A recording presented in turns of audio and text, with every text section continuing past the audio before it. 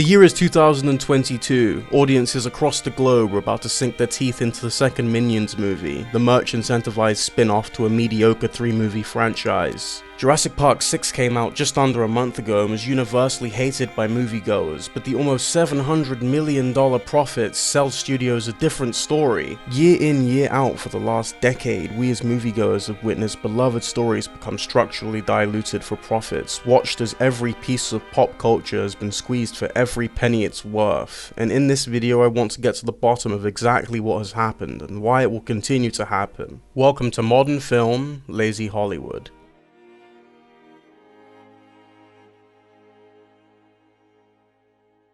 Hollywood only knows 3 words these days: sequel, prequel, and remake. The sheer lack of creativity and new ideas stems from, of course, the financial risk it comes with. But what I want to explore is how this has been done as of recent, and why it is immensely unsustainable. I'm going to use 3 core examples in this, the first act, and these will act as somewhat our main characters moving forward for the rest of the video. The Star Wars franchise, the Marvel Cinematic Universe, and Harry Potter, or the Wizarding World Cinematic Universe. These IPs, or intellectual properties, are arguably the most lucrative in modern film, with all 3 of them having $1 billion grossing movies. The Marvel Cinematic Universe consists of, as of recording, 29 films, produced by Kevin Feige and directed by various directors, with varying amounts of credibility. It's the most successful franchise in cinema. It doesn't seem to be slowing down either. Some of the films are pretty good and have a lot of care put into them, but as of recent, the formula that's worked so well seems to be struggling. Scorsese has vocalized his dislike for the genre, saying that the movies are more like theme parks, and I'd agree to an extent, but I'd call them grand entertainment, and not movies. They exist to satisfy and take advantage of a demographic that will eat up whatever they continue to spew out, and because of the credibility of the MCU's history, they will continue to take home profits for a long time before audiences en masse get the superhero fatigue that people are talking about. I think that these quote-unquote movies that completely rely on a franchise to make any sense at all are the epitome of laziness. Every movie should be able to stand on its own and be effective and coherent. How can you expect a new viewer to go and watch an entire franchise to make sense of the new movie? But that brings us to another point: Disney+. I'm very excited about it because I've been storing these things up over the years, and certain attractions at Disneyland that have a basic appeal, I might move here. Then again, I would like to create new things. You hate to repeat yourself. I don't like to make sequels to my pictures. I like to take a new thing and develop something, a new concept. So that's about the only way I can put it, Governor. TV. Can we talk real quick about TV? Because me and Jay were talking about this, on how I hate everything. Well, no. Certain TV it's either completely successful or a complete scam job. When movies came out, you would pay admission to go watch a movie. Yes. And that's how they would make the money, right? Yes. And whether it was good or bad, it would be better for them if it was good, because then more people would go see it and they'd make more money. If it was bad, they still got your money. TV shows, right? Uh-huh. Watch a TV show on your TV and they would have something called commercial breaks, right? An hour-long program would be 40 minutes with commercials peppered throughout, and that's how they would make their money. How do streaming services make their money? They just get the money, whether or not it's good or bad. By having shelves and shelves of content that was a comparison you made on a half in the bag, treating it like a buffet. Disney Plus was started on November 12, 2019, conveniently just before the full force of the pandemic, and poses as the perfect solution if you want to binge your favorite Disney movies. But eventually, Disney planned to ditch physical media altogether, meaning that the only way to watch a lot of, at this point, historically important movies will be via a monthly subscription service. The reason this worries me so much is that it gives Disney no incentive to put effort into new movies anymore, because the worst case scenario is they'll go on Disney Plus, and over time they'll make their money back anyway. Don't get me wrong, Walt Disney is in no way without fault as a person, but I think that what Disney are doing is stamping all over one man's legacy for profits. The company are way bigger now than the idea of this one dude and his cartoons from the post-World War II era, but they should still hold some responsibility to bring forward new stories as a priority. That was the company's ethos for a long time, but we know that studios like Disney Disney and others do not care and will not change until they stop making profits. Even when an IP is begging to be left alone instead of dragged through the mire face first, like Star Wars.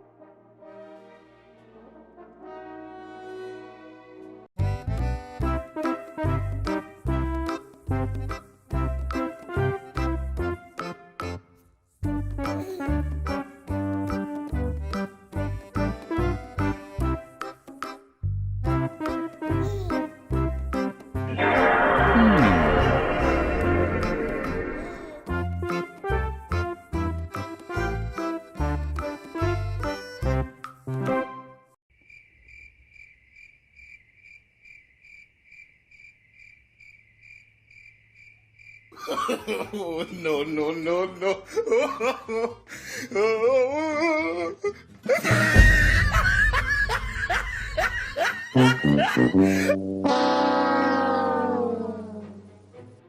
A more and more commonplace phrase to describe Star Wars is creatively bankrupt. The source material has been struggling ever since The Empire Strikes Back to really strike gold ever again, and bring forward an interesting story. The prequels from the noughties are a whole mess in themselves. I may have gone too far in a few places. In a space of about 90 seconds, you go from lamenting the death of, a hero, to escape, to slightly comedic with Jar Jar, to Anakin returning with his little... The prequels have been covered extensively, but the sequel trilogy on the other hand, although it has been grilled already, never deserves to be left alone critically. In 2012, Disney moved to acquire Lucasfilm for $4 billion, and while George Lucas was willing to give up rights of production, the sneaky bastard made sure to keep a hold of merchandising rights. The chosen president of Lucasfilm was Kathleen Kennedy, who has co-produced and executive produced a lot of great 90s classics, but the vision Kathleen Kennedy had for Star Wars is one that was completely business oriented. And it's apparent she has little to no fucks to give about the history of the franchise, quoted in 2018 saying that she'd learnt a lesson in not recasting a core role, as if that isn't the most fucking obvious thing you've ever heard. Kennedy and Lucasfilm are of course responsible for the sequel trilogy, Star Wars The Force Awakens, The Last Jedi and The Rise of Skywalker, as well as anything Star Wars related since the acquisition. The sequel trilogy has many issues, but I want to explore the sheer lack of plot depth and creativity these films suffer from, and the production and corporate mess that made it so. The first movie of the trilogy and the setup for these movies is basically a remake of A New Hope, with the same ideas and concepts used from that lightning in a bottle moment. Characters with promise who get enough screen time to make them somewhat interesting, but the plot suffers from being predictable. Again, it's like poetry, it's sort of they rhyme. Every stanza kind of rhymes with the last one. Hopefully it'll work. The second film, The Last Jedi, is probably the most tone-deaf and downright offensive movie in the whole damn franchise, taking place predominantly in one stretched-out chase scene through space. They sprinkle planets in along the way to eat away at the budget and not make it look like a complete scam job, but the second movie was written and directed by Rian Johnson, whose biggest financial responsibility before Star Wars was the $30 million budget of Looper. The budget for The Last Jedi was around $250 million, or even more. Obviously, Rian Johnson was not the man for the job, but once again the film grossed almost $1.4 billion, so even if it's a complete departure from everything Star Wars and is a film that even the cast don't like, they will not give a shit. The original plan was to get 3 different directors to do one of the 3 for the trilogy, giving each movie its own identity, but instead what we got was 3 films with no identity at all. They struggled to even make sense, let alone have meaningful themes or ideas in them. For JJ Abrams to come back for episode 9 and try to straighten the ship was an impossible task, and episode 9 is just a plot convenience hellhole filled with lazy writing and uninspired ideas because of that. Now you're probably thinking, okay, we know these movies suck, but if they made a profit, why is anything gonna change? And I mean, you're probably right, nothing will change for a long time, but this trilogy and other examples of films in this vein are doomed to do worse and worse over time. Episode 7 made $2 billion, 8 made 1.3, and 9 just over $1 billion. As time goes on, these numbers will continue to go down if the movies are not up to expectations. And this isn't just specific to Star Wars, we're getting sequels, reboots and remakes of many different intellectual properties in the years to come. As I said, we just got Jurassic World Dominion, which is on course to hit 1 billion even when it's the worst received movie of the franchise. Just next year we have a new Wonka origin story movie coming out, we have a Little Mermaid live action remake, Fast and Furious 10, John Wick is rumoured, a Mario movie with an American actor voicing Mario, Scream 6, Indiana Jones 5, 4 confirmed Marvel movies, a sequel to Meg, and into 2024 there's a Fantastic Four reboot, the third Avatar movie, a Lilo and Stitch live action movie, Godzilla vs. Kong Part 2, Detective Pikachu 2, Knives Out 3, they haven't even finished the second one yet, there's a new Planet of the Apes trilogy coming out. It's only a matter of time before this stops being profitable. I know myself that I will not be buying a ticket to go watch another Star Wars film ever again, and if you, my dear viewer, would be enticed to indulge, I implore you to resist the temptation. We have to take a stand and speak with our wallets if we want things to change. Maybe one day things will get better. Maybe one day. Maybe one day.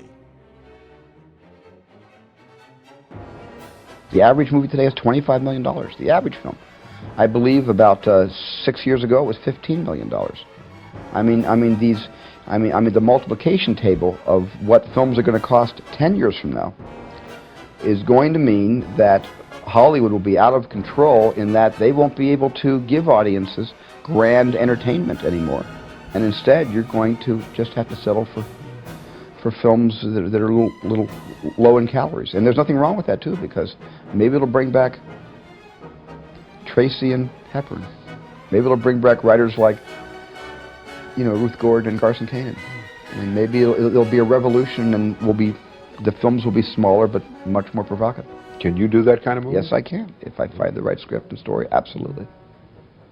But I'll miss the big show.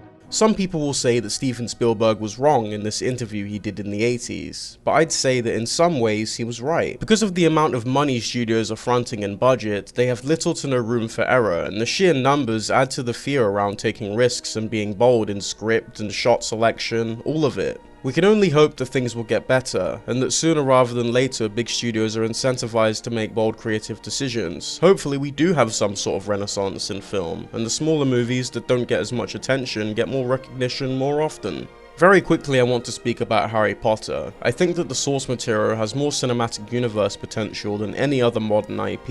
It actually has interesting ways it could be taken compared to the likes of Star Wars, which just needs to be left to die. As long as they keep JK Rowling away from it, and maybe they avoid recasting someone like the Johnny Depp situation, I think it does have the most potential. And the reason for this is that Harry Potter was 7 books of rich lore and deep stories, where something like Star Wars was just one movie that became a drawn-out mess over time. The future of this industry is one that I hope welcomes new ideas and new talent, throws out the idea of safe bets and allows for more risk. Art is about taking risks and not about doing the same thing over and over again.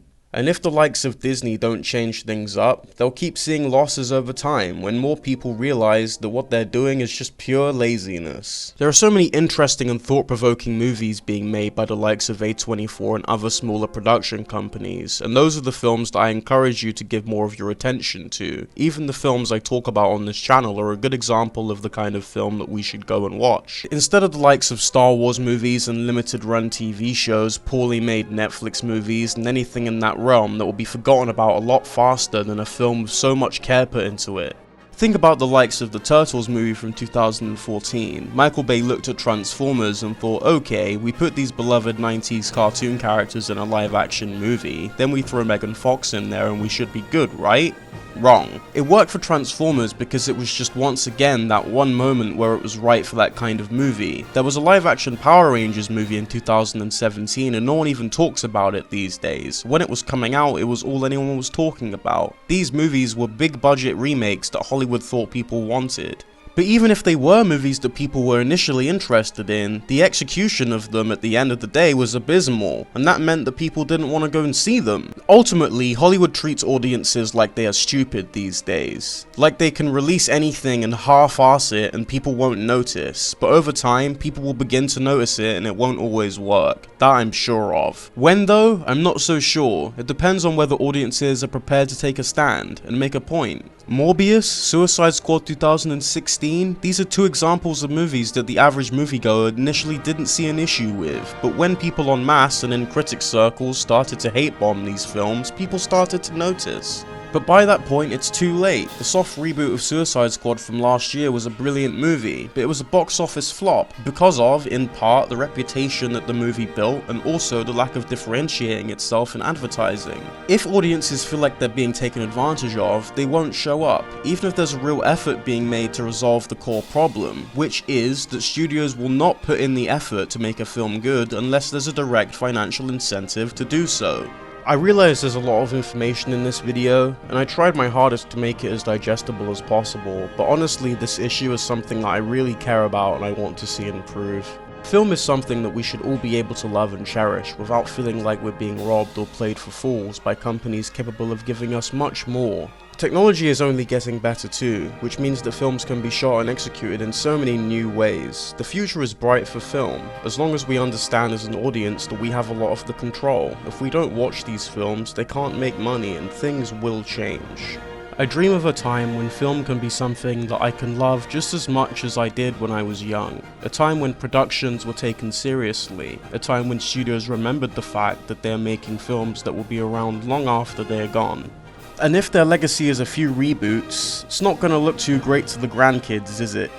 Maybe one day I'll get an opportunity to bring forward some of my own ideas, but until that time comes, all I can do is scream into the abyss of the internet and hope to God that things change.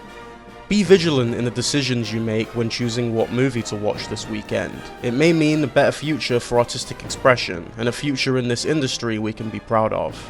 This was a gargantuan project, and I really hope you enjoyed exploring the world of lazy Hollywood with me. If you did, make sure to like this video and maybe comment if there's something you would like to talk about that I covered or maybe something I missed out. By the way, it wouldn't hurt to subscribe also. But for now, see y'all next time.